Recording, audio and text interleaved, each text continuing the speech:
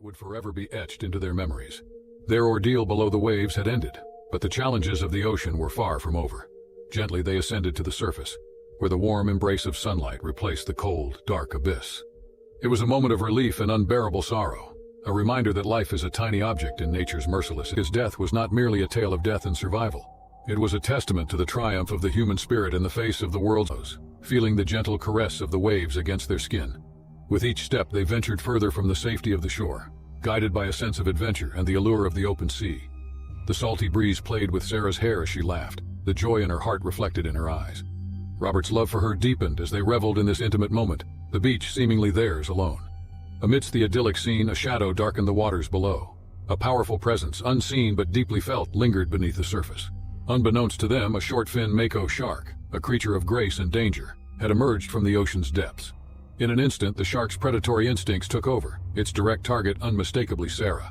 With the swiftness of a lightning strike, it lunged towards her, jaws agape. The tranquility of the evening shattered into chaos as the ocean erupted with violence.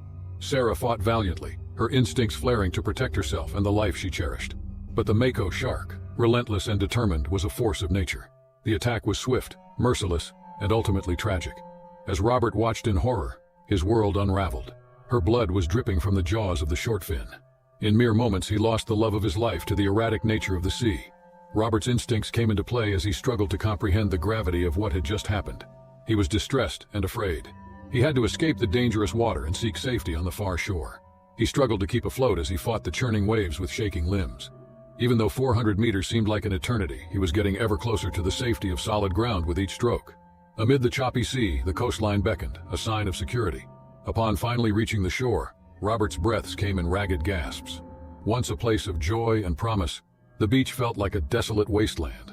Tears welled in his eyes as he staggered to his feet, his gaze fixated on the distant horizon. With a trembling hand, he fumbled for his phone, and with trembling words, rising slowness as Robert paced the shoreline, his heart heavy with grief and uncertainty. 2 torturous hours of waiting and uncertainty gave way to a grim revelation. The search team returned to the shore, their expressions somber and their shoulders weighed down by the weight of their discovery. Sarah had been found, but the state in which she was recovered was beyond heartbreaking. Her battered and torn form was a testament to the relentless power of the mako shark. It was a sight that Robert could scarcely bear to witness, a stark and brutal reminder of the tragic events that had unfolded earlier that evening. The days that followed were a blur of anguish and grief for Robert Mitchell. The loss of his beloved wife, his partner in life's journey, left an unfillable chasm in his heart. Every corner of their home seemed to echo with her absence, laughter, and warmth. The shock of that fateful evening weighed heavily on him, casting a shadow over his every waking moment.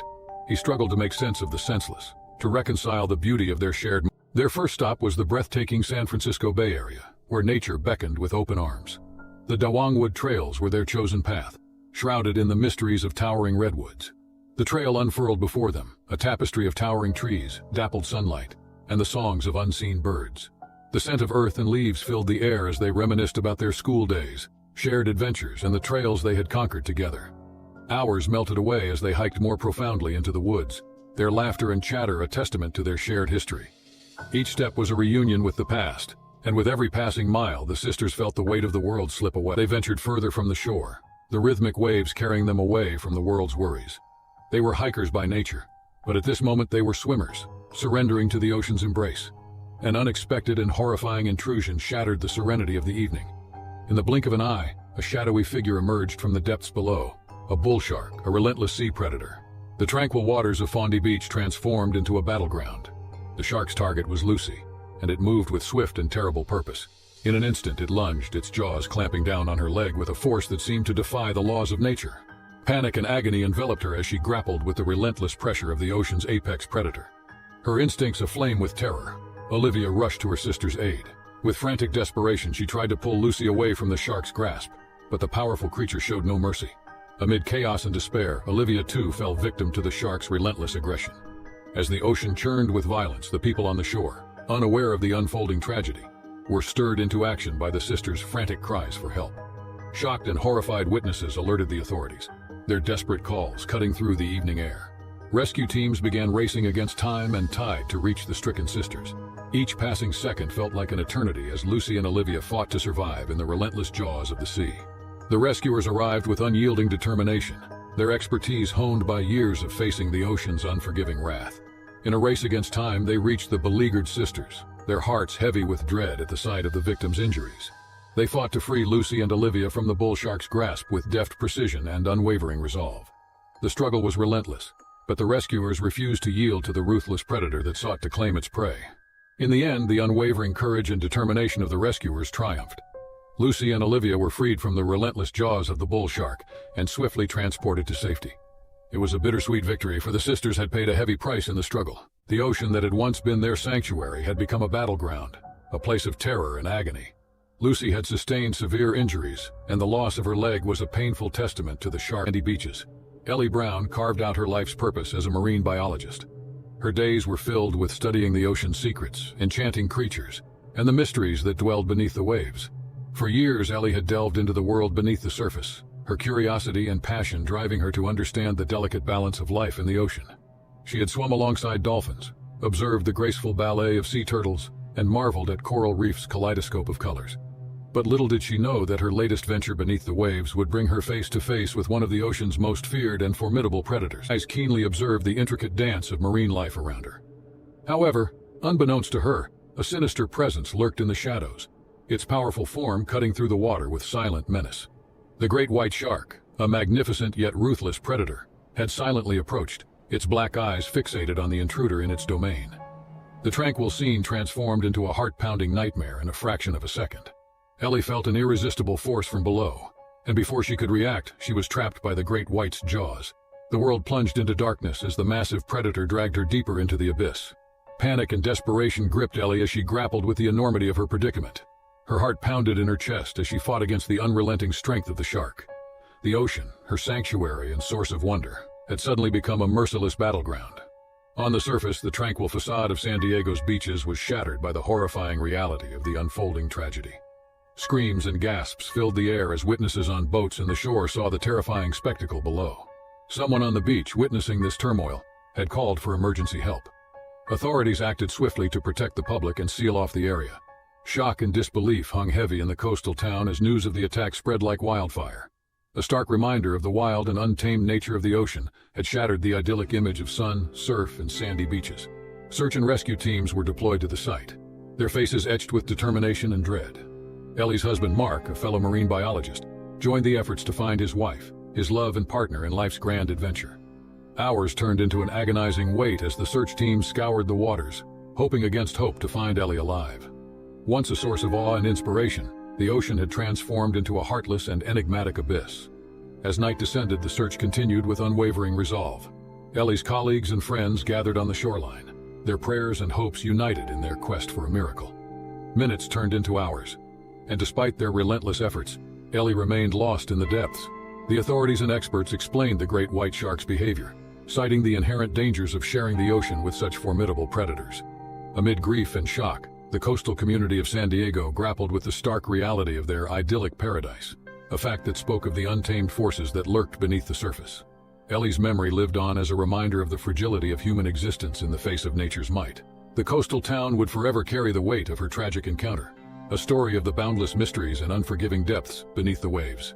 In the end, beneath the depths, a tragic encounter became a poignant tale of the ocean's relentless power and the profound impact it could have on the lives it touched. Ellie's legacy served as a reminder that even in the face of tragedy, the sea continued its eternal dance, its secrets hidden beneath the waves.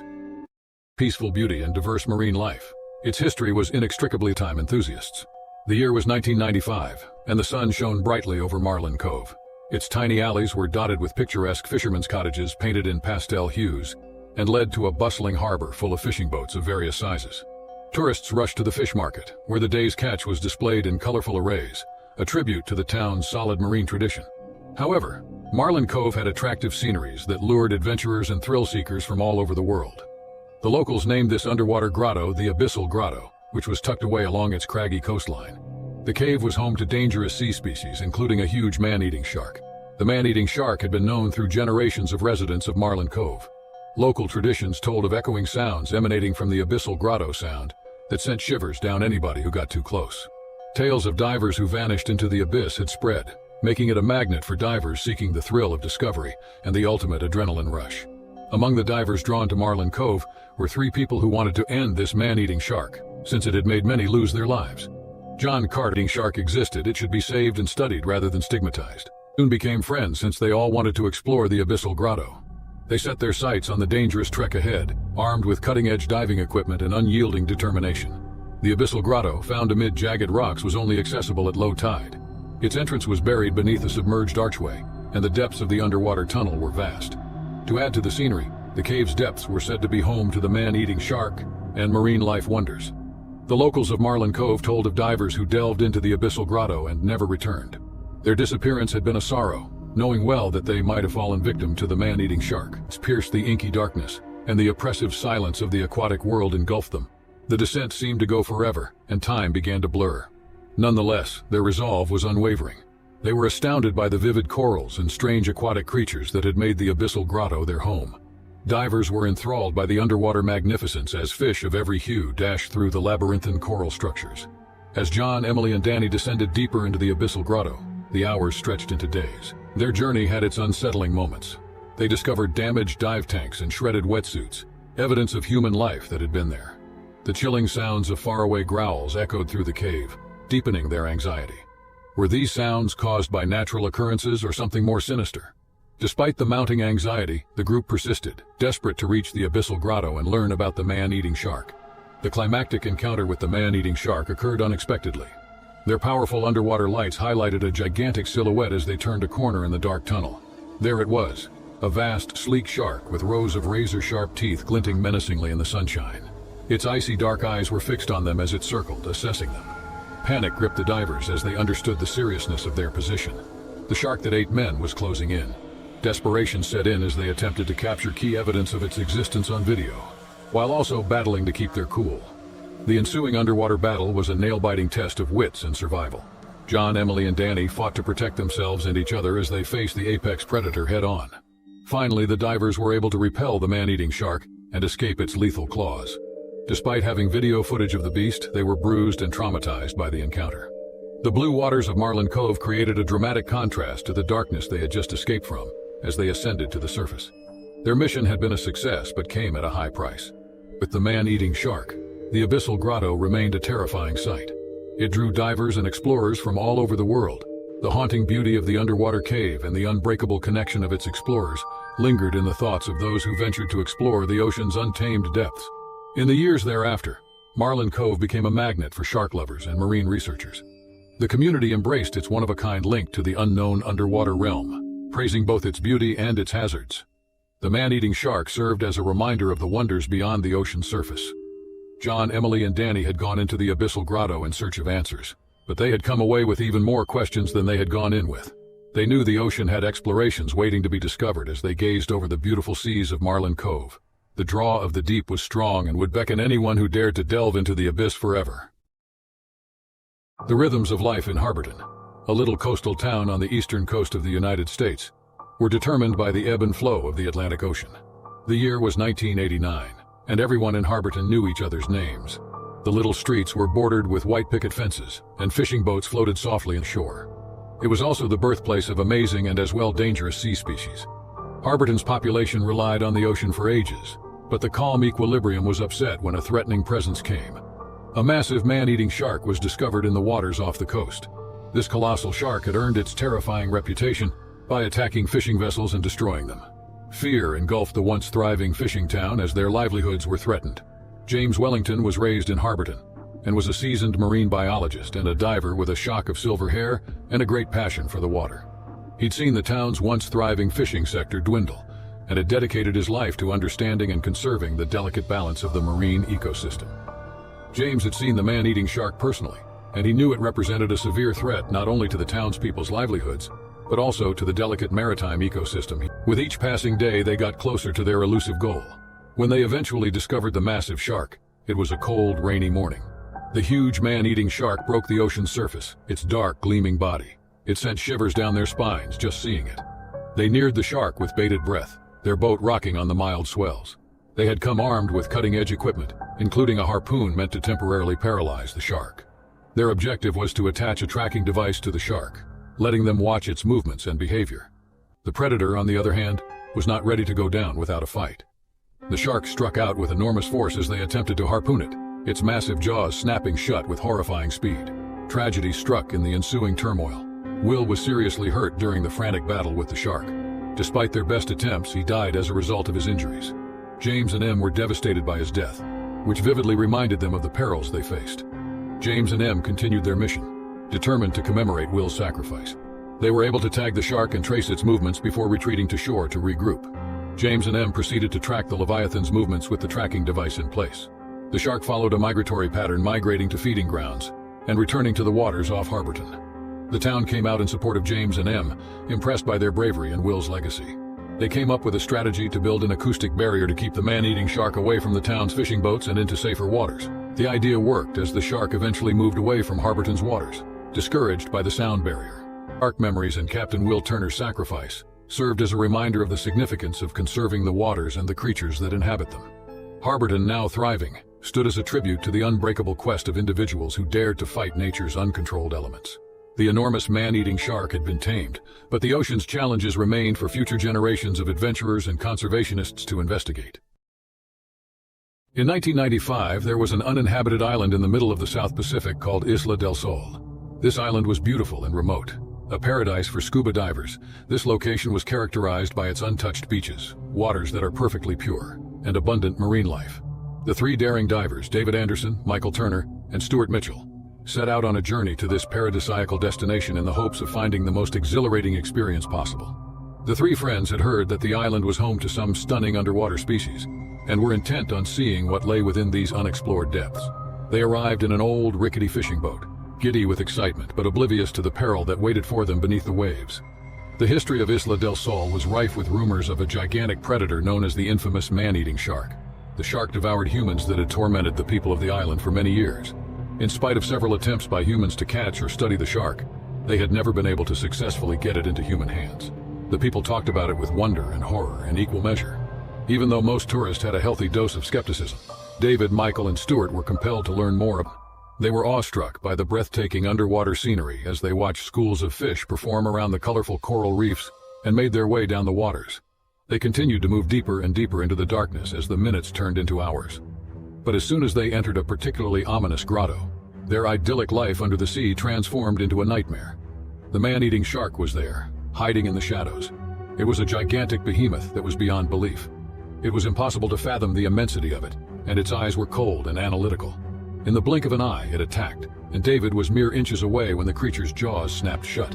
They were overcome with fear and struggled furiously to get away from the dangerous animal. In the midst of the mayhem, their scuba gear was destroyed, leaving them defenseless. They made a frantic attempt to get to the surface as quickly as they could after miraculously avoiding being attacked by the shark. They broke through the surface of the water. Their hearts were racing in dread, gasping for air as they did so. The gigantic shark circled below them, serving as a continual reminder of the danger that they were in because of its evil presence. Their agony was not even close to being ended. They were helpless in the middle of the ocean, several miles away from the shelter of the beach, and they clutched to a piece of broken equipment that had been used for diving. They floated aimlessly for hours, and those hours stretched into days while their strength and hope dwindled. Their thirst and hunger were intolerable, and the relentless heat took its toll on them as well. They talked about their lives, their dreams, and the things they regretted while they were in their delirious state. When they realized that the man-eating shark had designated them for death, they accepted their lot in life with resignation. But then, just as their strength was about to run out, a distant rumble rippled through the water. It seemed to be coming from the direction of where they were. The sound could only be the shark that consumed humans had been defeated. Their adventure had finally come to an end, and they returned to the island as heroes, having been irrevocably altered by the terrifying experience they had just been through, to prowl the murky waters of Isla del Sol until this very day. The islanders spoke of it with awe and fear as a reminder of the wild explorations beneath the ocean's surface. Even though they had managed to avoid being killed, the terrifying memory of the terrible hunter would follow them around for the rest of their lives. It was a story full of tension and anxiety. Their terrifying experience became the stuff of legend, and scuba divers from all over the world traveled to Isla del Sol in the hopes of catching sight of the shark that ate humans, and debunk the falsehoods that circulate about them. One unfortunate day, while diving in a remote part of the ocean, they came face to face with a different species of shark, a great white, the largest shark they had ever observed. However, this time the encounter was calm, inspiring amazement in both parties involved. They looked in awe as the magnificent predator glided past them, serving as a demonstration of the beauty and strength of the creatures that live in the ocean. As they emerged from the depths of the dive, they were overcome with a profound sensation of completion. The man-eating shark that lived on Isla del Sol had irrevocably altered their lives. Still, it also allowed them to learn the value of respecting nature and living in harmony with it. They had completed the cycle, moving from a place of terror and survival to one of admiration and comprehension. When they returned to Isla del Sol, they told the locals about their recent trip. By this point, the locals had come to consider them family. The tales of the man-eating shark were still told across the island, but now there was a new narrative to tell. It was a story about redemption, courage, and the unbreakable relationship between three divers and the ocean that once threatened to consume them. As a result, the explorations of David, Michael, and Stuart continued to be told for generations to come, serving as a living testimony to the indomitable spirit of discovery and the transformational force of the vast ocean. Their exploration served as a reminder that sometimes, when confronted with the unknown, the greatest discoveries are not of the monsters hiding below, but of the power and quaint coastal village of Marlin Bay. In an undisclosed region, the year was 2003. The locals often shared whispered tales of the shark-infested waters that bordered their home. The setting was a secluded beach, where the golden sands bore witness to many enchanting and terrifying stories. At the center of our tale was 37-year-old surfer Anthony "Tony" Wallace. Tony was no stranger to the sea, having spent most of his life riding the waves that crashed against the shores of Marlin Bay. His companion on many of these adventures was his childhood friend, Lisa Martinez. Lisa was a beacon of wisdom and caution, often advising Tony against venturing too far into the dangerous waters. On this fateful day, the sky wore a blanket of ominous clouds, starkly contrasting with the usually clear azure sky. Despite Lisa's reservations, Tony couldn't resist the call of the sea, a siren song pulling him towards the waves that seemed more ferocious, more alive than ever before. As Tony paddled deeper, Lisa watched from the shore, her heart caught in her throat. The sea was a turmoil of waves, each higher and more fierce than the last. With years of experience, Tony maneuvered skillfully, his body moving harmoniously with the ocean. Suddenly, a large fin sliced through the water, rushing towards Tony. Panic erupted on the shore as people pointed and shouted, trying to warn him. Lisa felt her heart freeze as she witnessed her friend approaching the oncoming danger. In a heart-stopping moment, the shark attacked, its jaws snapping dangerously close to Tony. With adrenaline fueling his movements, Tony managed to evade the shark, using his surfboard to create a barrier between him and the predator. It was a terrifying dance of death. A battle atmosphere was palpable. Tony had survived, bearing the harrowing encounter's physical and mental scars. His spirit remained unbroken, a testament to the human will to survive against all odds. Deep gash, a painful reminder of the close encounter with the shark. Yet as he spoke, his voice had no bitterness or anger. Instead, there was a deep respect for the creature that had been his adversary, recognizing nature's raw power and beauty in its most primal form. As days turned into weeks, Tony embarked on a grueling recovery journey. The physical wounds healed gradually, but the mental scars ran deeper. Nightmares haunted his sleep, replaying the terrifying moments of the attack repeatedly. He began visiting the beach daily, sitting on the sands that had witnessed his near-fatal encounter. He watched the same waves that had been both his playground and battleground. It was a therapeutic process, a way to reconnect with the ocean that had been a part of his life for so long. One day, as the sun kissed the horizon, painting the sky with orange and pink hues, Tony decided he would not let fear dictate his life. With a newfound determination, he began training again, pushing his body to the limits to regain his lost strength and agility. Weeks turned into months, and the day came when Tony felt ready to face the ocean once more. The community gathered on the beach, their faces a mixture of admiration and concern as they watched Tony, surfboard in hand, walking towards the roaring waves. With Lisa holding her breath on the shore, Tony paddled into the sea, his heart pounding. The ocean greeted him like an old friend, the waves embracing him as he rode them with a grace that spoke of years of experience. As he returned to the shore, the beach erupted in cheers, a community united in celebration of courage, resilience, and the indomitable human spirit. Tony Wallace, the surfer who had cheated death, was back, carving his legacy in the waves of Marlin Bay. In the picturesque coastal settlement of Coral Ridge, in an undisclosed corner of the world, the year was 1975. The community was a tight-knit group, sharing tales and adventures revolving around the deep blue sea that was both a playground and a vast canvas of undulating waves inviting them to become one with its rhythm. As they ventured into the sea, Laura enjoyed the smaller waves near the shore, while Greg, driven by a spirit of adventure, paddled further into the deep, where the waves promised a thrilling ride. But the idyllic day took a sudden turn when a shark fin emerged from the depths, moving ominously closer to Greg. On the shore, a fisherman noticed the danger and sounded a loud horn, alerting others to the impending danger.